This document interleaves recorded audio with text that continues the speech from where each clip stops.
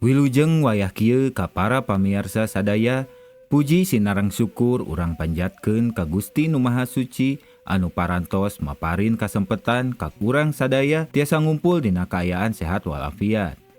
Para pamirsa sadaya, dina episode ieu simkuring bade ngadongeng carita Gunung Gelis. Di hiji tempat di Tatar Sunda, aya hiji gunung anu disebut Gunung Gelis. Gunung ieu kasohor ku kaendahanana anu luar biasa. Caina jernih, ngalir ti curug-curug leutik, hutanna hejo ngemploh, pinuh ku tatangkalan anu jangkung jeung kembang anu marurak. Warga sakuriling gunung mineng nganggap yen Gunung Gelis teh lain gunung anu biasa, tapi tempat anu dipasihan berkah ku alam sarta disimpen ku makhluk gaib. Di handapeun Gunung Gelis aya hiji lembur anu dingaranan Lembur Gelis. Warga lembur teh hirup damai jeung mandiri. Kasajahteraan maranehna asalna tina hasil tatanen jeung perikanan di situ anu caina ngalir langsung ti Gunung Gelis. Lembur Gelis sering jadi tempat singgah keur para musafir lantaran kaendahan alam jeung kahadean wargana.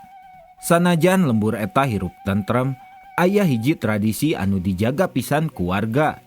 Unggal tahun maranehna ngalakukeun ruwatan di puncak Gunung Gelis pikeun ngajaga kaharmonisan alam sarta ngareah-reah sangkan berkah alam tetep ngalir ka lembur.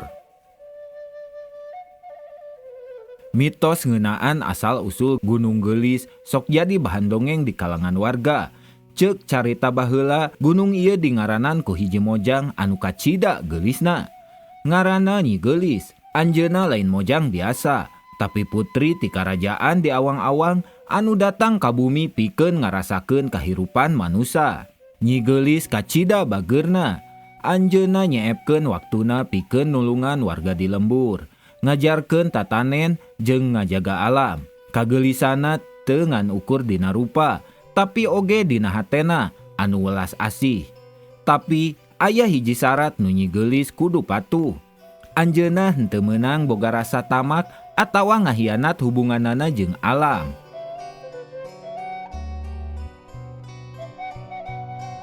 Hiji poe aya saurang pangeran anu datang ka lembur. Anjeunna kagum kana kaendahan Gunung Gelis sarta hayang ngabogaan eta lembur minangka bagian ti karajaanna. Anjeunna ngajanjikeun ka warga pikeun ngamekarkeun lembur jadi tempat anu leuwih maju. Tapi dina hatena anjeunna ngan ukur hayang ngamanfaatkeun sumber daya alamna pikeun kapentingan pribadi.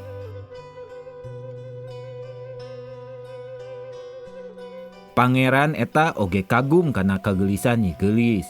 Anjeunna ngayakinkeun Nyi Gelis pikeun ninggalkeun tugas ngajaga gunung sarta ngiringan anjeunna ka karajaan. Dina awalna Nyi Gelis nolak, tapi lila kalilaan anjeunna ragrag cinta ka pangeran eta sarta mutuskeun pikeun nurut.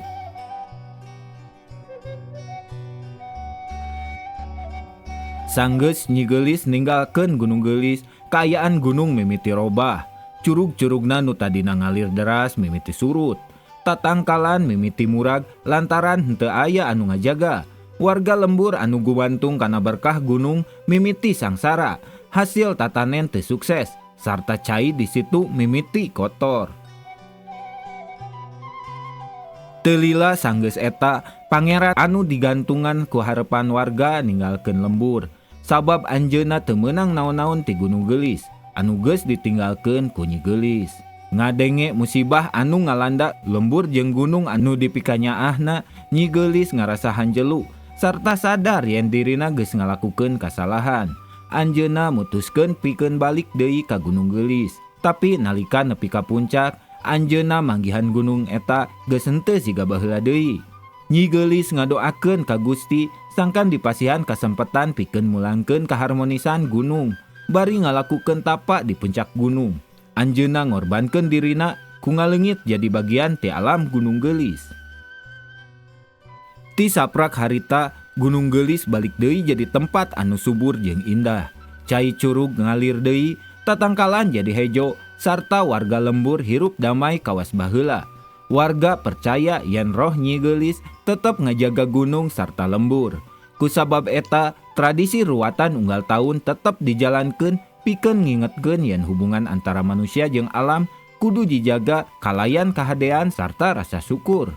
Carita Gunung Gelis jadi pangeling pikeun warga yen tamak jeung ngalalaworakeun berkah alam bakal ngakibatkeun musibah.